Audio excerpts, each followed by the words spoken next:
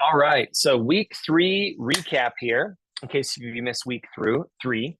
Week two, we covered the two first practices of the miracle morning, which is the not the first two in order, but just the first two we covered were journaling as well as praying. So week three is all about diving into the next two practices, which are the Bible and exercise. So to catch you up, again, is that it's important to start every day with Jesus. It's important to have a morning routine. It's important to be your best self and the best version of yourself. And that's going to come from starting off your day right, being, of course, in the Word, being, making Jesus, your number one priority in your life and going from there. So let's dive into week three here. I'll go through a recap and you can do some of the homework on your own. Obviously, so you're all prepared for week four. So week three, here we go. Bible and exercise. You can flip. I'd encourage you to follow along in your packet and take some notes here as I go through this.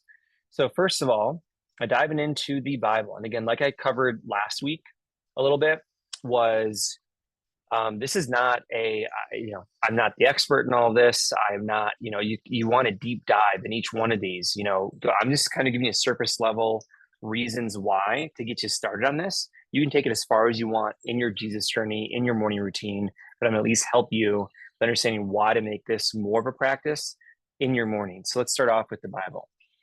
2 Timothy 3:16-17 says, all scripture is inspired by God and is useful to teach us what is true and to make us realize what is wrong in our lives. It corrects us when we are wrong, and it teaches us to do what is right. God uses it to repair and equip his people to do every good work. Pretty powerful. The Bible is the most important book of your life. It's the most important book ever, right? Most popular, it's the most sold, most people have read it. It is the number one book by far. So, and it's amazing how many Jesus people haven't really even read through the whole Bible, haven't done studies of it, haven't even read through it all once. So, I'm curious as to what stops you from reading the Bible. I assume it's one of these three. Otherwise, you're loving it and doing it every day. But if you're not, it's okay. Give yourself some grace and forgiveness. No one is perfect. You want to make progress. And so it's either you probably don't enjoy it, you don't understand it, or you don't make it a priority. It's one of those three. So take a moment quick, circle one of those, or write down what else do you think it is. When I thought about it, okay, why wouldn't I be reading the Bible? Well, I think it's boring, or I just don't have time. I don't make time. It's the last thing I want to do with all my other dopamine addictions and distractions. So ways I found to enjoy the Bible more. If you really enjoyed it, you'd find a way to do it, right? Take a look at your screen time on your phone right now. You have hours on there, myself included, hours in front of a screen, right? So whether it's social media or it is, podcasts or YouTube or whatever it is, or games, we have time. We just don't make the time. So we have to stop lying to ourselves and make this a priority. So ways I found to enjoy the Bible more. One is get a Bible translation that you understand. So obviously get one that you enjoy. Many different versions out there. You can Google it. Again, I'm not the expert. You have to find out what's best for you. Dive into audio and podcasts explaining the Bible. So there's Through the Word app. That's great. What I like to do too to refresh, here's a little bonus tip, is that I like to do, it's not a question of if I'm going to read the Bible. It's not a question of if I'm going to exercise. It's just what type of exercise, what kind of plan am I going to follow? And so when it comes to that, to help me make the Bible new and refreshing each year, is doing it with the podcast, or doing it with the Bible Project videos, or doing it with a series, or doing it in chronological order. So it makes it fresh and new, and where I learn more each time, and it really is fun. So one of the years I read through the Bible was using the Through the Word app. Really great. It's a great radio voice of going through and explaining not just the chapter, but it's explaining each chapter all the way through. So find a recap. There's also the Bible recap. I think it's Terry Cobble is her name, but the Bible recap right there is great. She's really popped on the scene lately, but go through that. That could really help you to read through the Bible and learn to enjoy it. Watch videos covering books and topics. So two that I really love. So the spoken gospel, I did that for a year, which is great, where it's basically like a theatrical overview of the book. And it's all about Jesus and how he loves us and how he's throughout every book of the Bible. So it's really powerful. It's really great.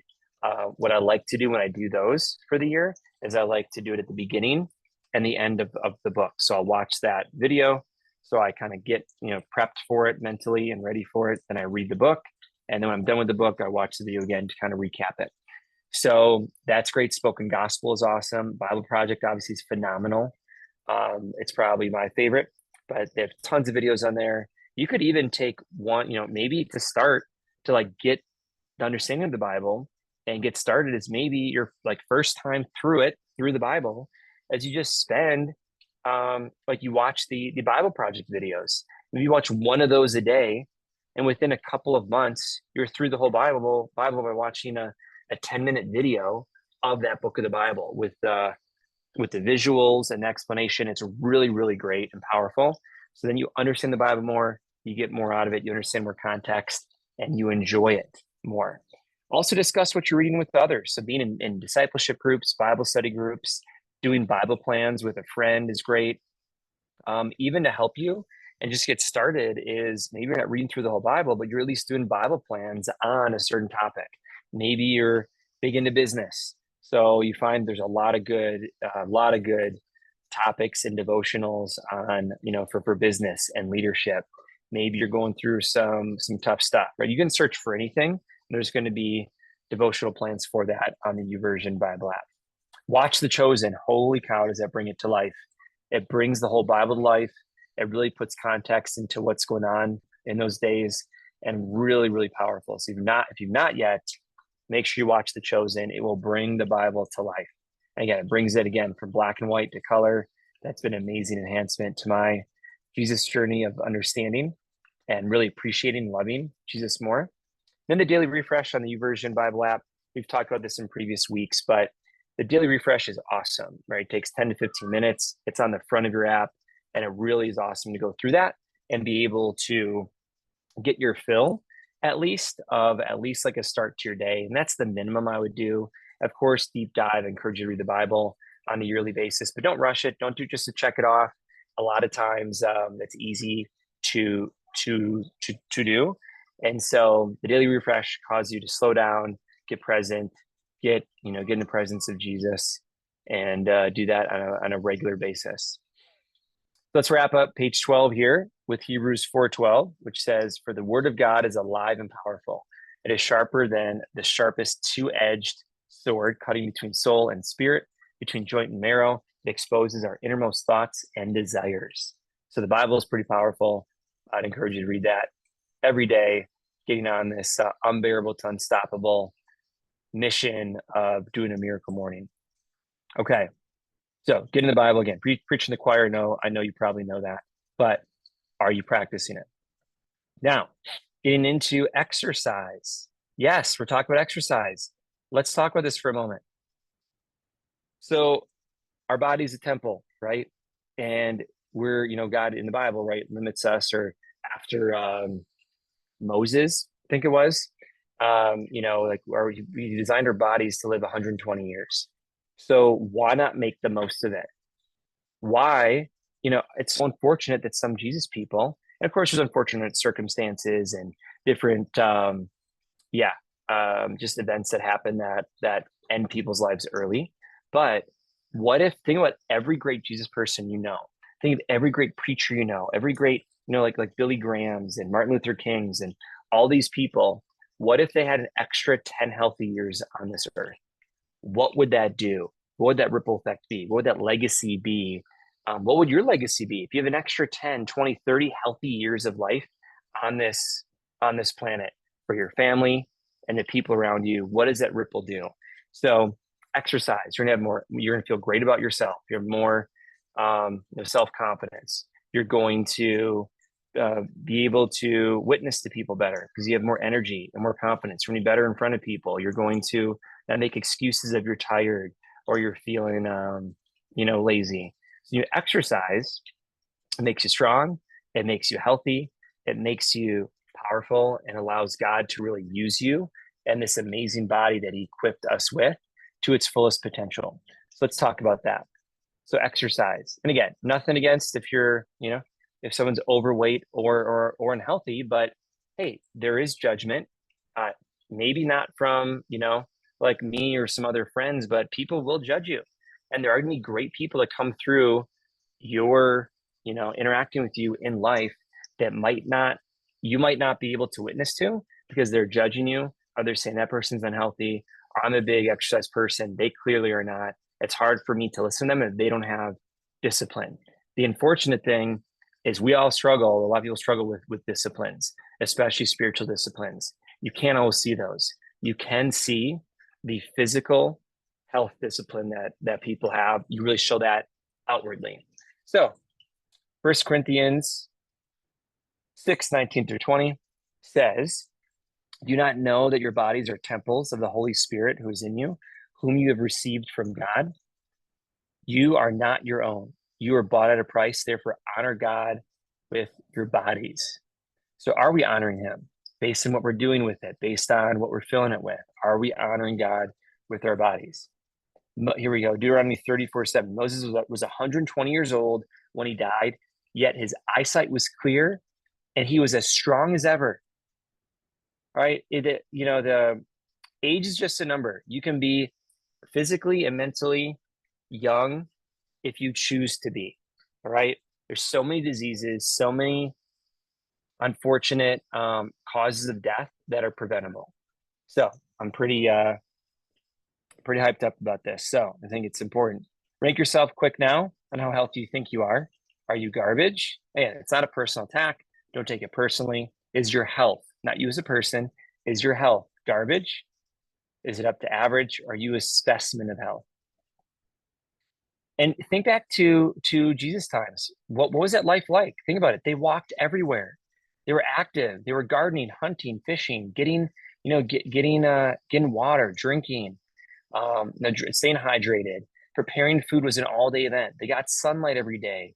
They went to bed and woke up with the sun. They were outside breathing fresh air, grounded by touching the earth daily, having meals together, goofing around, being positive, right? You think about that. That is very different than our society now.